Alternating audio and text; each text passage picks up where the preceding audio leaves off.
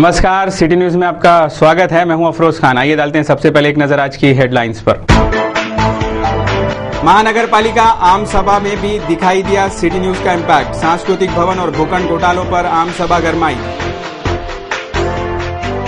भरे चौक की 3 दुकानें फोड़ डाली चोरों ने। सर्कस के कलाबाजों की तर्ज पर दिया घटना को अंजाम। राष्ट्रपति निवास सहित जिला कचहरी पर धमके आदिवासी। मेलघाट जन अधिकार कानून की मांग। जिलाधीश कार्यालय के लिए आंदोलनों का दिन रहा बुधवार। और शिवसेना महिला आघाड़ी का तहसील कार्यालय पर धरना आंदोलन। आज के हेडलाइंस के प्रायोजक हैं इस दिन का सबसे सुहाना पल कौन सा है, क्या कहता है घर आ जाओ। इंडिया बुल्स होम लोन्स, घर आ जाओ। अगली खबर है महानगर पालिका की। बुधवार को मनपा में आम सभा शुरू हुई तो इस आम सभा में सिटी न्यूज के खबर का असर स्पष्ट दिखाई दिया। मनपा में हो रहे भूखंड घोटाले और सांस्कृतिक भवन की बदहाली को लेकर सिटी न्यूज ने जो बुलेटिन प्रसारित किया था, इन दोनों मुद्दों को लेकर आम सभा में अच्छा खासा घमासान खड़ा हो गया था। इन मुद्दों पर अब कड़ा रुख अपनाने का दावा मनपा आयुक्त ने किया है। सिटी न्यूज के खबर का असर बुधवार की आम सभा पर छाया रहा।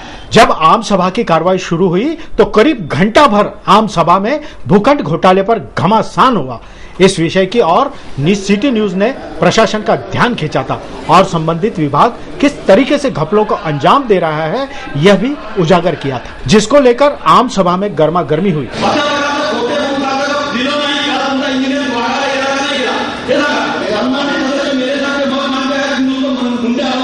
करीब घंटा भर बहस चली और विवाद तब थमा जब मनपा आयुक्त ने नगर रचना विभाग को कड़े रुख अपनाते हुए सारा मामला तुरंत हल करने के निर्देश दिए। आगामी मनपा के आम सभा से पहले इस पर निर्णय होने का दावा भी मनपा आयुक्त ने किया है। तो शहर के सांस्कृतिक वास्तु को नियमावली का भंग, इस सांस्कृतिक वास्तु की बदहाली सिटी न्यूज चैनल पर सबको दिखाई जा रही थी, पर ये मनपा की आंखों से क्यों नहीं दिखा? इस धरोहर का नामो निशान मिटाने का प्रयास तो मनपा नहीं कर रहा है, ऐसा सवाल मिलिंद चिमोटे ने दागते ही आम सभा का माहौल फिर से गर्मा गया।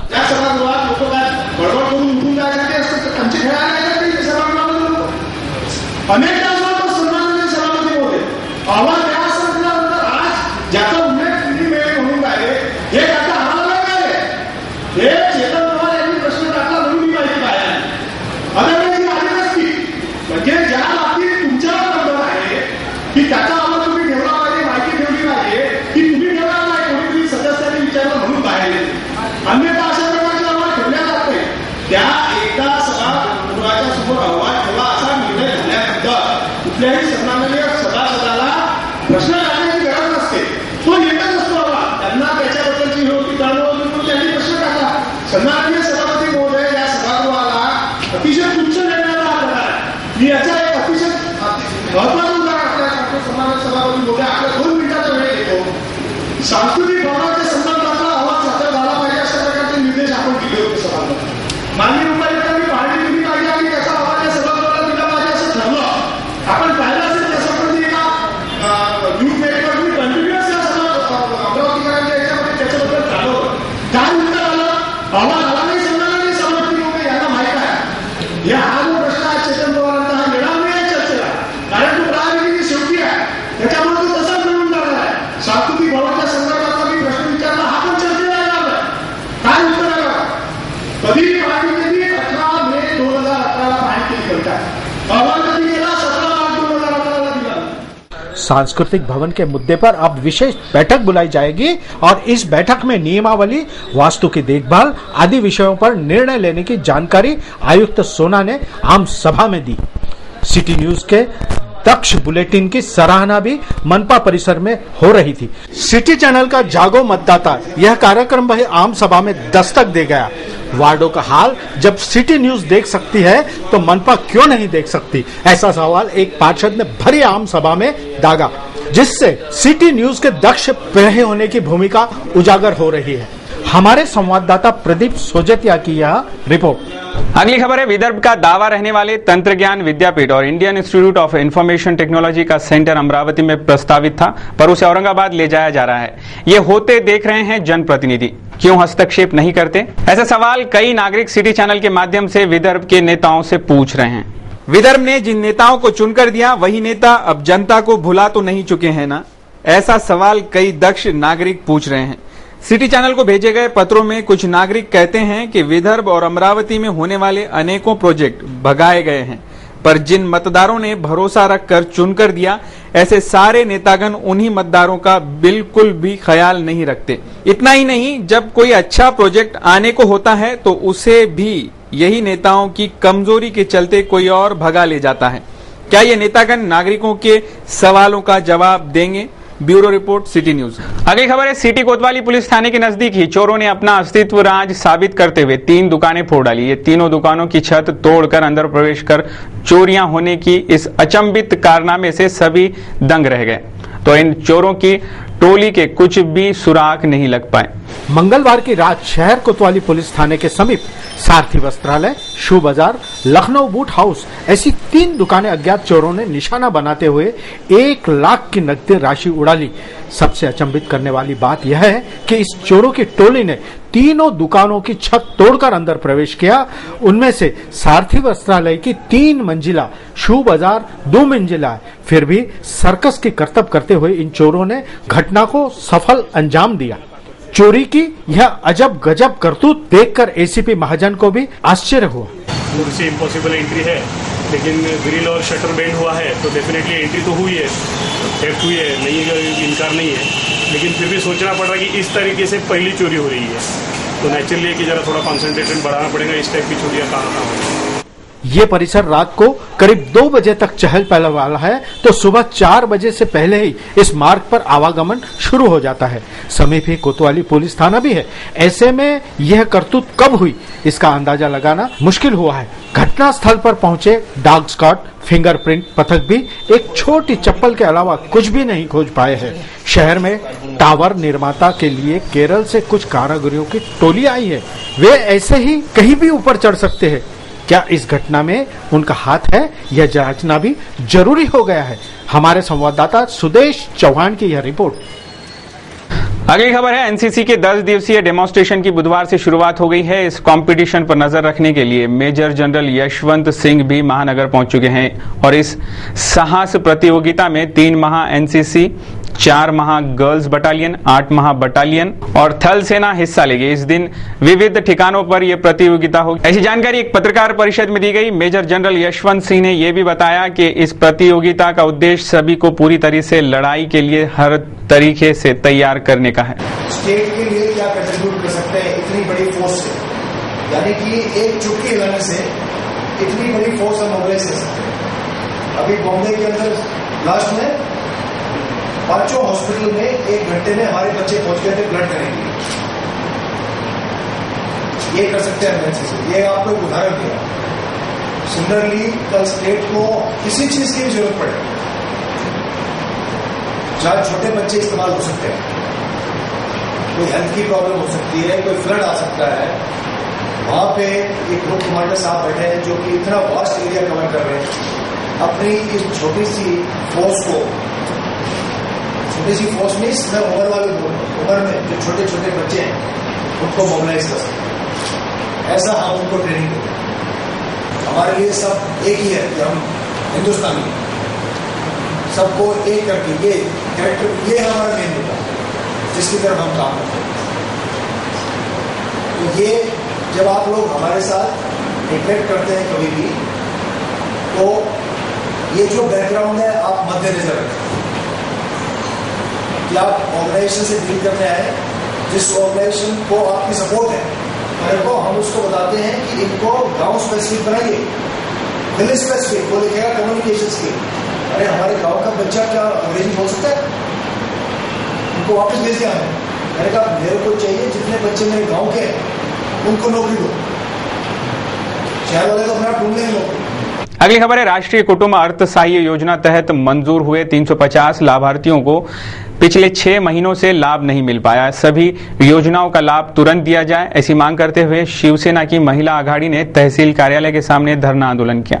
तहसील कार्यालय में योजनाओं का तो ढेर है, पर योजनाओं का लाभ लाभार्थियों तक पहुंच ही नहीं पाता। हाल ही में राष्ट्रीय कुटुंब अर्थ सहाय्य योजना के लिए 350 लाभार्थी पात्र हुए थे, पर गत 6 माह से उन्हें योजना का लाभ नहीं मिला। ऐसी हड़बड़ी कम की जाए और सारी योजनाएं लाभार्थियों तक ठीक ढंग से पहुंचे, ऐसी मांग शिवसेना महिला आघाडी ने धरना आंदोलन के दौरान की। शिवसेना महिला आघाडी महानगर प्रमुख लक्ष्मी शर्मा आता 10,000ची केसेस बाहेर विधवा बायाची आता 2011 सबचे केसेस टाकलेले आता 4-5 साल झाले, कोणाला पैसे नाही भेटणार। सावंत बाळे जिल्हाधिकारी सगळे काय जी केसेस आता ये लोग पेंडल 1000 रुपये 2000 ऐसे खा लेते पैसे और उसके बाद कुछ जवाब नहीं देते। राबाई लोग को दौड़ाते और कोई जवाब नहीं आता और यहाँ पे पैसे आए हुए भी अधिकारी लोग पाए। हमारे संवाददाता सुदेश चौहान की रिपोर्ट। फिलहाल इस बुलेटिन में वक्त हो रहा है एक छोटे से ब्रेक का। आप ऐसी बने रहें, खबरें और भी हैं, जल्द वापस लौटते हैं कुछ अहम खबरों के साथ।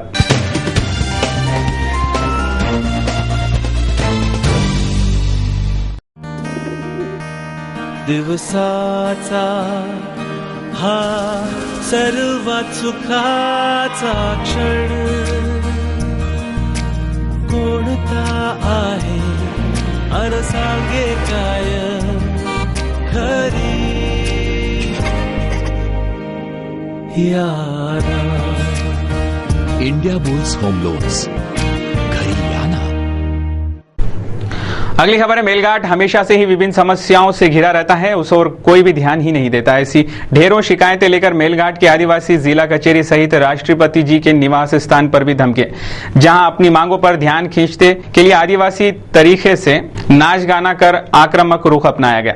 मेलघाट जन अधिकार आंदोलन के तहत करीब 100 से 150 आदिवासी बुधवार को जिला कचेरी पर आ धमके। मेलघाट की विभिन्न समस्याएं, मेलघाट जन अधिकार कानून के तहत जमीनी पट्टों का वितरण, ऐसी कई मांगों का निवेदन जिलाधीश को सौंपा गया। उसके तहत इन मांगों पर ध्यान खींचने आदिवासियों ने जिला कचेरी आदिवासी परंपरा का गाना बजाना और नाच कर अपनी व्यथा सुनाई।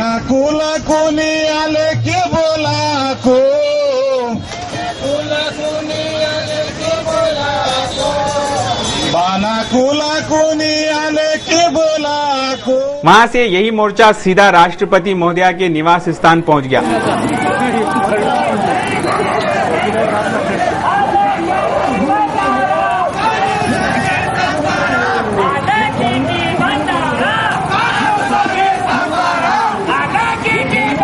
प्रशासन से मांगे तो की गई है, पर उस पर अमल कराने के आदेश तुरंत पारित होंगे तभी हमें न्याय मिलेगा, ऐसी गुहार भी आदिवासियों ने राष्ट्रपति निवास स्थान के सामने दिए धरना आंदोलन में लगाई। हम लोग वन अधिकार कानून 2006 में जो बनाया गया है, जिसमें आदिवासियों को परंपरागत तरीके से जो भी जंगल की जमीन पर वो लोग खेती करने आए हैं, उस जमीन पर उनके अधिकारों को मान्यता मिलने के लिए पिछले 2 सालों से ये लड़ाई लड़ रहे हैं। 5 दिसंबर 2007 को इसी शहर में ये लड़ाई हमने शुरू की थी, जब यहाँ पर पूरे दावों को लेने की प्रक्रिया बंद की गई थी। उस दिन से वो प्रक्रिया शुरू करवाई गई, लेकिन उस दिन से लेकर आज तक में वो केवल कागज जो है वो ऑफिस में जमा करके रखे गए, उसके ऊपर एक भी लोगों के किसी भी दावे के ऊपर कोई निर्णय नहीं किया गया। उसके बजाय में आज ये परिस्थिति है कि जहाँ पर आदिवासी लोगों के वन हकों के दावे वन हक समिति से लेकर उप जिला समिति तक, जिला समिति तक किसी भी लेवल पर अगर प्रलंबित है तो कानून ये कहता है कि वो न्याय प्रविष्ट है, न्याय की प्रक्रिया में है, इसलिए उनकी खेती को कोई नुकसान नहीं पहुंचा सकता। लेकिन अगर हम लोग मेलघाट की वास्तविकता देख रहे हैं तो हमको ये दिखाई दे रहा है कि यहाँ कई गाँव के ऐसे जिनके प्रकरण प्रक्रिया में है, उन लोगों की खेती पर वन विभाग जो है वो वहाँ पर खड्डे खोद रहा है, वहाँ पे प्लांटेशन किया जा रहा है। अब अगर ये आदिवासी लोग वहाँ पर जाकर खड्डे बुझाते हैं, वहाँ पर अपनी फसल लगाते हैं, तो ये कानून का उल्लंघन होता है। और जो लोग न्याय तरीके से, न्यायपूर्ण तरीके से, संवैधानिक तरीके से अपनी मांगे पूरी करना चाह रहे हैं, उनको हम जबरदस्ती से गुनाहगार बनाने की कोशिश कर रहे हैं। हमारी सरकार से विनती ये है, इसके पहले भी हमने 10 दिसंबर 2010 को हमने ये मांगनी यहीं पर अमरावती में कलेक्टर ऑफिस में यही मांगनी हमने की थी कि हमारे दावों की आप सुनवाई कीजिए और नहीं तो आप बरसात में हमको फसल बोने नहीं देंगे। लेकिन हुआ वही जिसका हमको डर था कि आज जब बरसात में फसल बोने का समय आया तो आज हमको ये फसल बोने से रोक रहे हैं। जहाँ हमने फसल बोई है वहाँ पर ये गाँव के लोगों की फसलें उखाड़ रहे हैं, लोगों के खेतों में खड्डे कर रहे हैं, वहाँ प्लांटेशन कर रहे हैं। हमारी विनती इनसे यही है कि यह तुरंत इस तरीके का आदेश यहाँ से कलेक्टर महोदया जो है वो इशू करें कि जिन भी लोगों के वन हक दावे किसी भी लेवल पर प्रलंबित है उन लोगों की खेती पर किसी भी तरीके से उनको खेती करने से रोका नहीं जाएगा। जहाँ जहाँ लोगों की खेती में खड्डे किए गए हैं वन विभाग उन खड्डों को खुद बुझाएगा और वहाँ पर से खुद वो जो झाड़ है वो खुद झाड़ निकालेगा और लोगों को खेती करने देगा।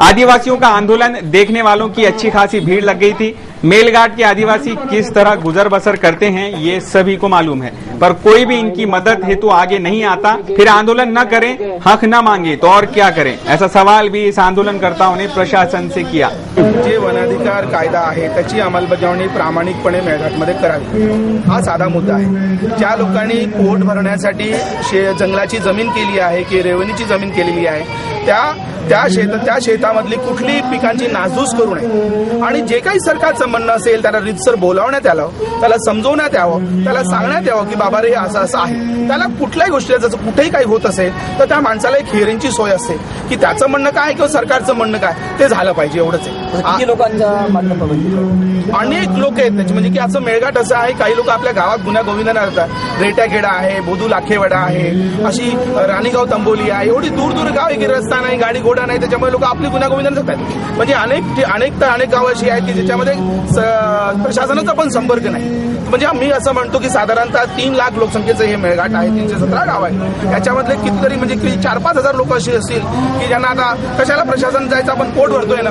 याच्यामध्ये असं आहे की त्यांना जर हे प्रमाणपत्र नाही मिळालं तर योजना नाही मिळणार तर पुढचं काही होणार नाही। या सगळ्या गोष्टी त्याला प्रलंबित आहेत आणि जी काही लोक आलेली आहेत ती प्रामाणिक लोक आहेत, दूर तुझे बोधू लाखेवडा चुनखडी या गावचे।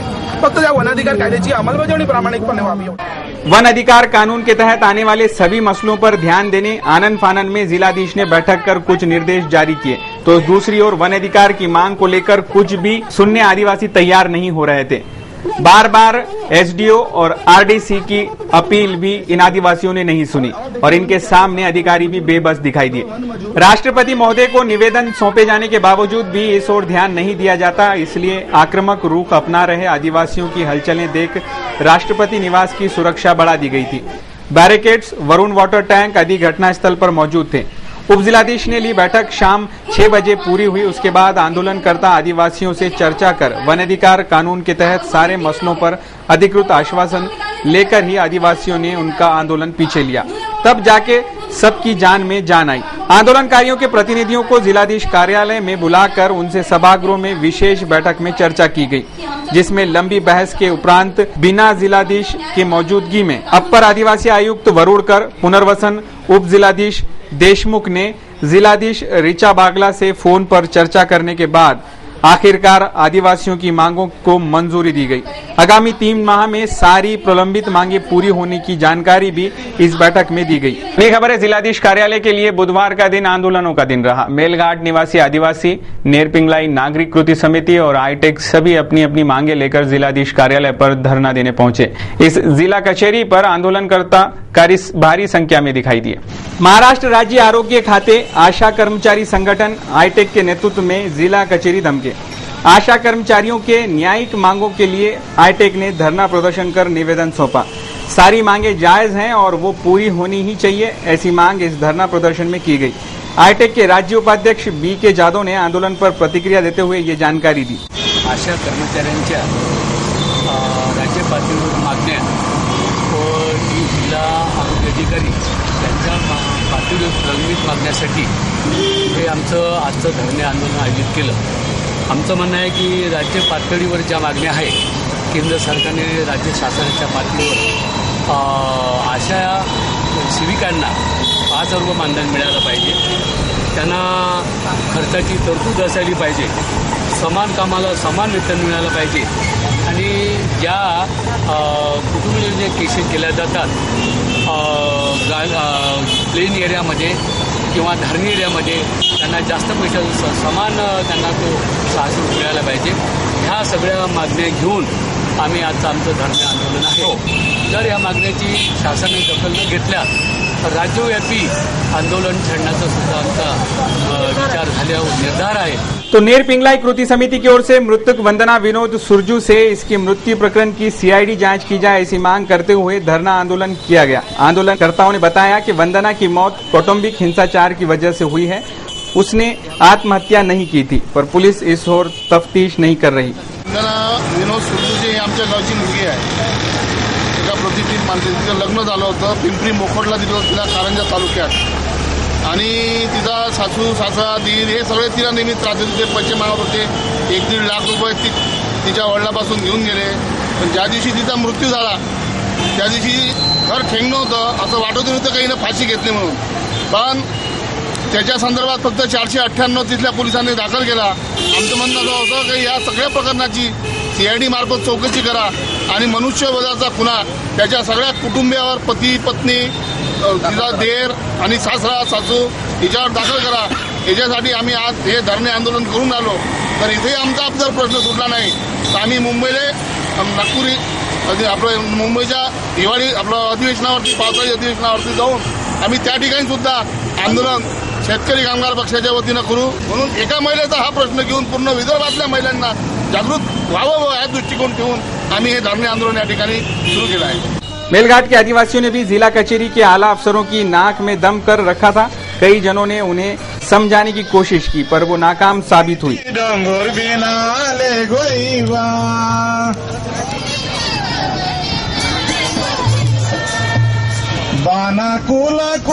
बुधवार तो मानो जिला कचेरी के लिए आंदोलन का दिन ही रहा. हमारे संवाददाता सुदेश चौहान की रिपोर्ट. अगली खबर है अमरावती महानगर पालिका की सभागृह में अमरावती दैनिक मंडल के संपादक और प्रेस क्लब ऑफ इंडिया के सदस्य अनिल अग्रवाल जी, इनका गरिमामय पूर्ण स्वागत और सत्कार किया गया. इस समय पूरा सदन मौजूद था. दैनिक अमरावती मंडल के संपादक अनिल जुगल किशोर अग्रवाल, इनकी दूसरी बार भाषिक वर्तमान पत्र एसोसिएशन के सचिव पद पर नियुक्ति हुई. साथ ही वे प्रेस क्लब ऑफ इंडिया के दूसरी बार सदस्य चुने गए.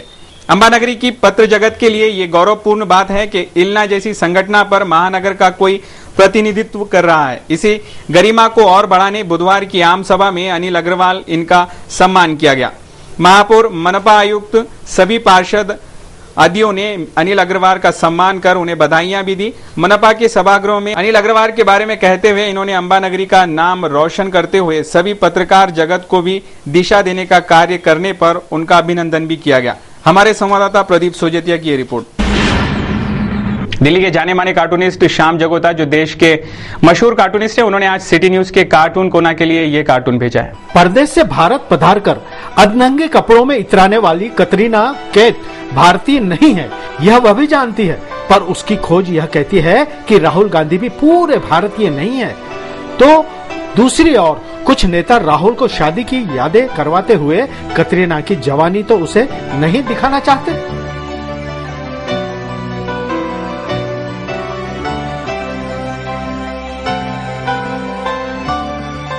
निफ्टी और सेंसेक्स दोनों भी आज नीचे रहे. कैसा रहा दिन भर कारोबार का हाल, डालते हैं एक नजर आज के शेयर मार्केट पर. निफ्टी गिरकर 5,567 पर और सेंसेक्स 152 अंक नीचे गिरा.